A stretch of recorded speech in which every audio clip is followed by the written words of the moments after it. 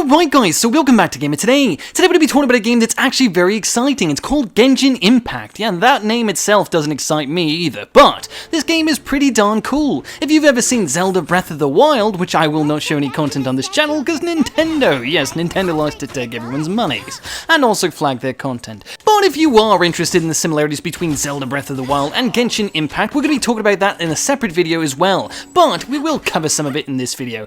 But guys, this game is not just a Zelda Breath of the Wild clone. There's a lot of things that are very different with this game from Zelda Breath of the Wild. However, a lot of the core elements are very similar as well. This game is more of an RPG than Zelda Breath of the Wild is. There's a leveling up system and a progression system as well, which Zelda Breath of the Wild really doesn't have. So that in itself is pretty cool. But the cooking, the fall damage, the climbing, a lot of the basic core elements are here as well. So if you do like Zelda Breath of the Wild, you will like this game. No doubt about it in my mind. Now the story is pretty basic. Basically in the beginning you start off with either the choice of becoming the girl or the sister or brother, the boy. Okay, you get the idea, get a choice between a female and male character. And the decision you make on who you're going to be actually changes the story just a little bit, as one of them is going to be sucked away by this god and basically taken away. So basically you got to rescue your brother or sister depending on who you chose. And that does impact the story just a little bit, but yeah guys, that makes a big deal because now you've more invested in the character that you just chose. I chose the girl character because she looked pretty darn cool.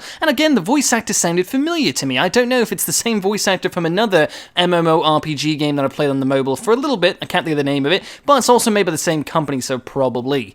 Anyways guys, this game is amazing. Let's talk about the world for a second. It has a lot of awesome artwork. This artwork is very detailed, very rich and vibrant, and it really does make you feel like you're in a whole new world. And that's great. It's like Zelda Breath of the Wild in that sense, and that is so cool. I like the fact that this is actually on a PlayStation, and it's also on the mobile devices. Yeah guys, you heard me right. You can play this on Android and iOS as well. That is crazy. But how does the mobile version stack up to the PlayStation and the Xbox and the PC version of the game? Actually pretty darn well. Surprisingly, of course it's not a one-to-one, and if it's not as detailed, I actually tried the game on the 865 Snapdragon. I know there's the Plus model, but you're only seeing 10% difference, and honestly I don't think it makes a difference in this game. But one thing I will mention, if you're a mobile player guys, you can't choose your graphical settings, the game just does it for you. This means some of you players out there with older devices might have a generally different experience from someone with a brand new phone or a higher end device. Something like the 865 Snapdragon still only gets about 25 to 30 frames per second, and it's not smooth. It dips down a little bit to 23 frames sometimes as well. But guys, don't let that ruin your fun. This game is amazing and it's going to look great on any device you play it on.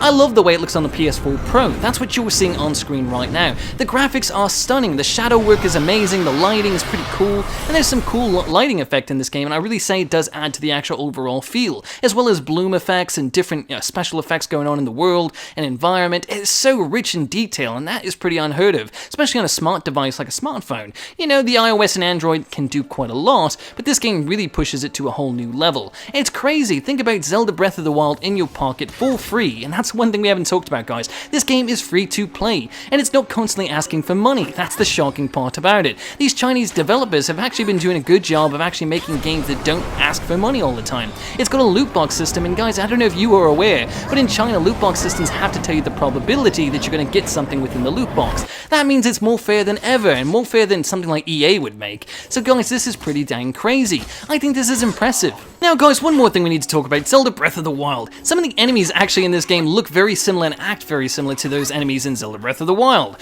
which is a bit, shocking. Even the animation work is very similar, and some of the moves, etc., a lot of the stuff in this game is like ripped out of Zelda Breath of the Wild, with of course a little bit of a touch-up and some minor changes, but most of it is very similar. I will say the enemy's AI is not as good as Zelda Breath of the Wild, so if you're looking for exact one-to-one experience, this game is not going to give you that, so you might still need a Nintendo Switch. But guys, if you're someone who has a Nintendo Switch and a PlayStation, or just has a mobile phone, and you're dying to play the next Zelda game that hasn't been, released yet and it's still on its way, this game might give you everything you need for the time being at least. And guys, while this game is a solo experience, it can also be played multiplayer after a master rank of 16, or an adventure rank I should say of 16. Once that happens, you can actually play with other players. Now the problem is, if you're a PlayStation 4 player or an Xbox player, you won't be able to play with the mobile users. At least to my knowledge. I don't know, that might be slightly different on the Xbox, but for PlayStation users, there is no way you can actually play with anybody other than maybe an Xbox player. But as for, like, you know, phones, no, you can't do it. So that kind of stinks. Honestly, if you have someone in your family who wants to play this game, but they play it mobile and you play it on console, that could be a downer. So you might want to make that decision before you start getting invested into the game, which is something I didn't do. I would love to play this game with someone else, but I like also seeing pretty graphics. So the PlayStation 4 Pro version is more for me. Now guys, I'm not going to ruin much of the story for you in this game because it is very heavily story based, and I feel like that would take away from a lot of the elements that you guys are going to enjoy on your early journey. So I don't really want to do that. That dragon that we saw earlier in the video though, that dragon plays a huge effect, and some of the cool stuff going on in the world actually looks amazing, and I'm going to show you some of that on screen, but I'm not going to give you any context to it. All you got to know is there's a big bad dragon, why he's big, why he's bad, who he is, we don't know. We're not going to talk about that in this video, but let's just say it's a pretty cool adventure. Anyways guys, yeah, the graphics are stunning. I know you've heard me say that a lot, but the vegetation in this game is a lot more than you might expect. There's a lot of collectibles, finding food is super easy, you do have to kill animals or at least collect animals depending on what you're doing, there's fish, there's etc. There's so much stuff to talk about. It's exactly like Zelda Breath of the Wild, even from the menu systems to a degree. Honestly guys, you can't go wrong with this game, but one thing I do like that Zelda Breath of the Wild doesn't have is certain weapons have modifiers. Now I know there's lightning weapons and stuff like that in Zelda Breath of the Wild, but there's certain weapons that you level up, I might add, that you cannot do in Zelda Breath of the Wild, which is good, because that was something that really irritated me a lot in Zelda Breath of the Wild, is I couldn't level up certain weapons I really enjoyed using, so I had to use weapons I didn't particularly like all the time. At least in this game, there's a little less focus on weapons that you choose because you have powers as well. Something else you really don't have in Zelda Breath of the Wild in the same way. Of course, you have that Sheikah Slate thing that you can like make maneuvers and different abilities with and stuff. This game doesn't need any of that. These characters have their own abilities. Now guys, you get more than one character in this game as well, so don't think the character you chose is the only character you're going to be having on your journey. Already I've got 3, and I'm sure there's a lot more in the game. I don't know how many more because I haven't gotten that far, to be honest with you. I've only gotten to like level 18 or something in this game. So yeah, this game requires a lot of efforts, I will say, and leveling up your stuff is a lot of fun. I'm glad I don't know everything about this game because I wouldn't want to spoil it for all of you. But what I will say is the leveling up system is very easy to get your hands on and learn. One thing about the menus though that we need to talk about is that you use the joystick on the console rather than a D-pad. So don't think you're going to use the D-pad. I know a lot of you guys might want to, I myself included, but the joystick's the only way to go. There are also dungeons scattered across the map that you're going to have to complete for some mainline stories as well as side stories, and I believe that multiplayer-wise, which I have not tried, you'll be able to do some of that as well with other people, which could be quite cool. However, you won't be able to do any like main quest stuff with basically multiplayer. All the main quest stuff has to be done in solo mode, which is a big bummer to me. I'd like to be able to complete an entire MMORPG with friends, but you just can't do that. I don't know of any game that allows you to at this point, but I find that that's a huge flaw to why MMORPGs are basically failing as a whole. Everyone wants to play the entire game together, but they can't. So I don't know, that's just a mind gripe right there. That's something I'm actually going to make another video about down the line. But yeah guys, this game also plays, into that as well.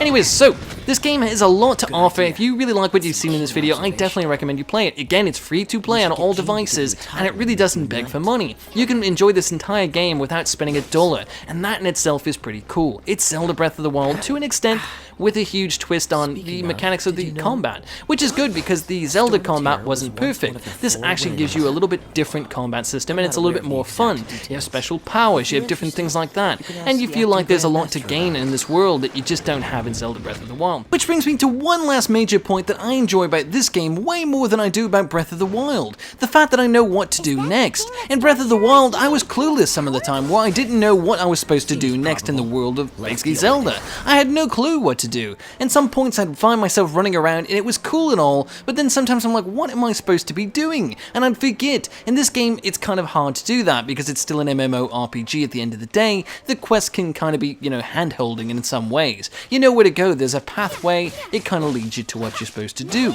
But that's not a bad thing because it doesn't hold your hand too much, but if you do need it, it's also there as well. I think even the most die-hard Zelda Breath of the Wild fan can tell me if you take some time away from the game and you come back to it, it's hard to to remember where you were, what you were doing, and what to do next, it can be quite confusing. Unless you beat the entire game and you're just playing for like little doodads and trying to find like the Kurok seeds and stuff, it can be kind of hard to know what to do next if you're trying to complete the main story. You might have already done something and you're like, well, did I do this or did I not? Where do I go next and what do I need for this puzzle, etc. It's kind of complicated. In this game, it's not so complicated because you know what to do. The quest log tells you what to expect, but not so much that it ruins the idea of the quest altogether. It kind of leaves it open air, but you still know what to do in some way. At least you know what direction to go. In Zelda Breath of the Wild, the map is huge and you can be any which way, but you don't necessarily remember where to go. Especially if you take like a year away from the game or even a couple months, it's very difficult to come back to the game and go, okay, that's what I need to do. I remember exactly what I was supposed to do, I just haven't had the time to do it. Not very often you're going to have that situation with Zelda Breath of the Wild.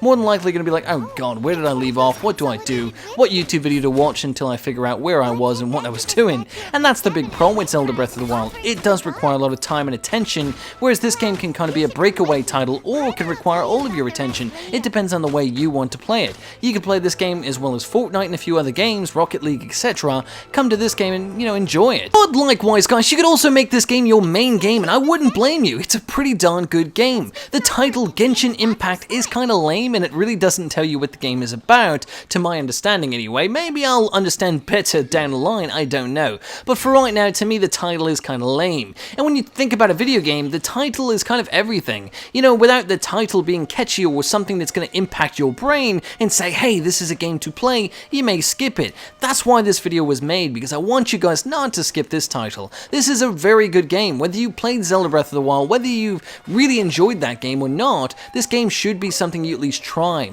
And if you've never played Zelda Breath of the Wild, you've never owned a Nintendo Switch or a Nintendo Wii U, this might be the time to try this type of gameplay. It is a really unique gameplay, and honestly, it's fundamentally amazing. I just can't explain it. You need to try it for yourself. And if you like MMORPGs, this is way more close to that than an action-adventure game. However, it is definitely most certainly an adventure game as well, with a lot of action in it, so it's pretty much the same thing with a different idea to it at the same time. But anyways, guys, hopefully you did enjoy the video, and if you did, make sure to like, comment, and subscribe. Let me know in the comment section down below, what do you think of Genshin Impact? I know the title's goofy, but what do you think of the game? Are you interested in it? Have you played it? And how much is it like Zelda Breath of the Wild? Let me know in the comment section down below. I played Zelda Breath of the Wild, this game is still cool to me, so I want to know what you guys think. Anyways, guys, until next time, it's been Gamer Today.